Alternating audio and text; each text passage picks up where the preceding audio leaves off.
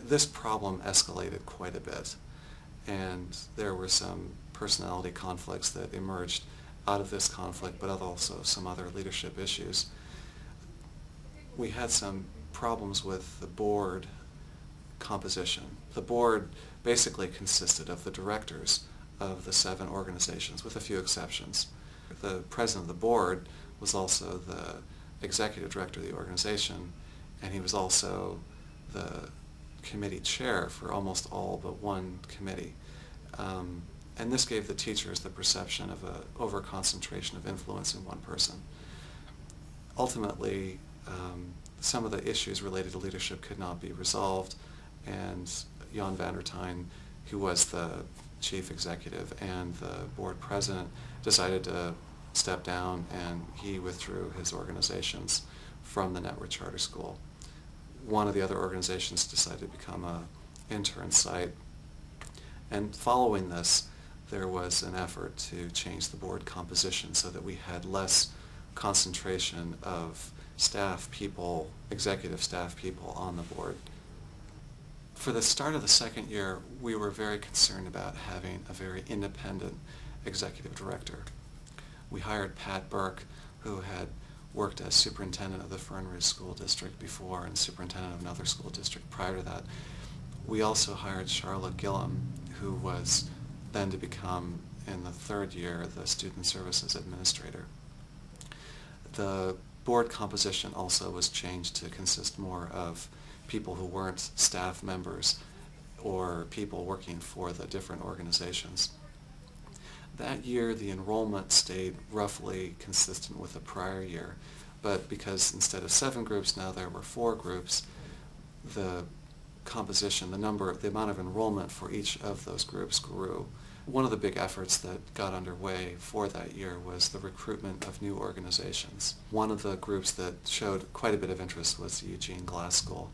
Another big feat that happened that year was that we started a food services program with Le Petit Gourmet, one of our providers, and its partner, New Day Bakery. Probably one of the biggest issues that we helped resolve that year was the issue of age and grade disbursement in classes.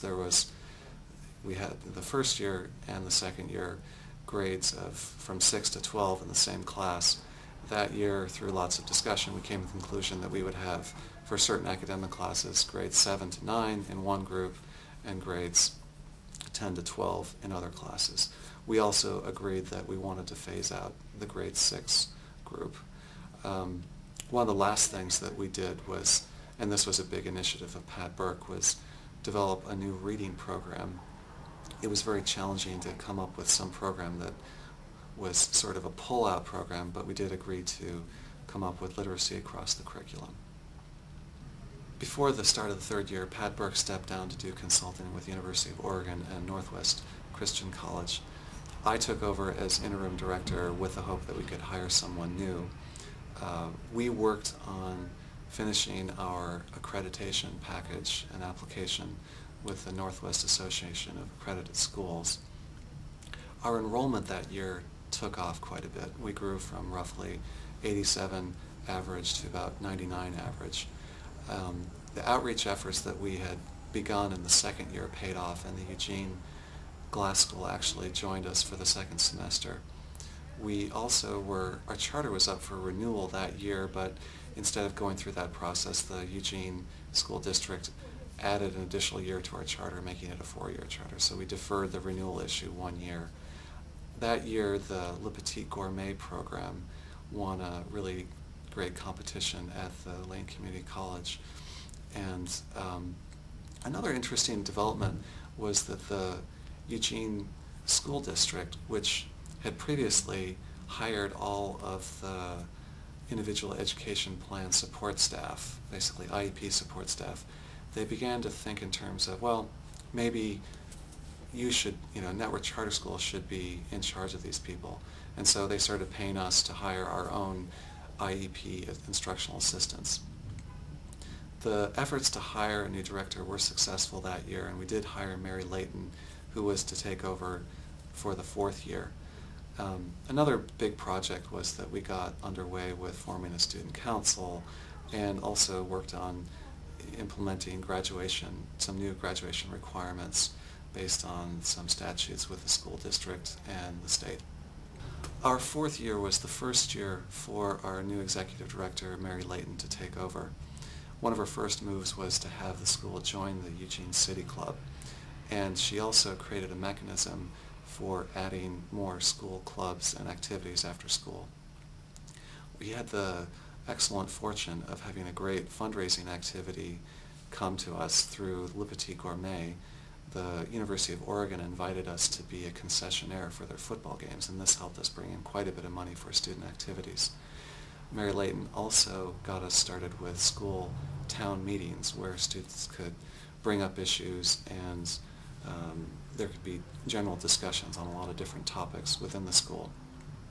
Mary also started a program of teacher trainings aimed at a lot of different issues like the sixth trait writing process, literacy across the curriculum, and a focused behavior management program based on the positive behavior support model that was endorsed by our sponsoring school district.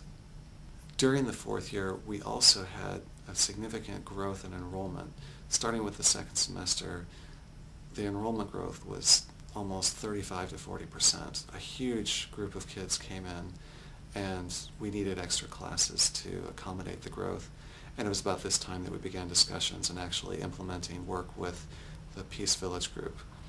Another important piece of work that we started that year was attempting to get our food service program available to other charter schools. This was an attempt to help the other charter schools have a similar in-house food service process. For the fifth year, we're happy to have added the Peace Village group as one of our education contractors. Another interesting development has been the reorganization of our special education services. In the past, we've had each of the education organizations hire an instructional assistant for IEP services. This year, we're having the school, Network Charter School, hire the instructional assistants and parcel out their time based on who really needs their time. During the fourth year, Mary Layton also started a big project of recruiting people to take part in the board. The board at that time consisted of 4 people, and we knew that one was leaving.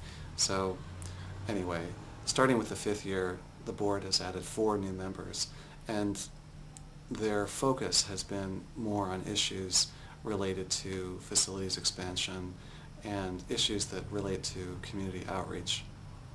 Like many charter schools across the country, the Network Charter School has had to deal with the issue of facilities. At about the time this Network Charter School was about to start its 5th year, the city of Eugene was working on a proposal to redevelop its downtown. One of the buildings that was slated for redevelopment was the Network Charter School's main downtown facility. Network Charter School, including its director, Mary Layton, spent quite a bit of time participating in the discussions and the planning that concerned downtown redevelopment. In November of 2007, the voters rejected the proposal by a fairly overwhelming margin. This doesn't mean the redevelopment process is completely off the table, but it does mean that it's currently on hold. Network Charter School still remains in discussion with the city in the event these plans will move forward at some point.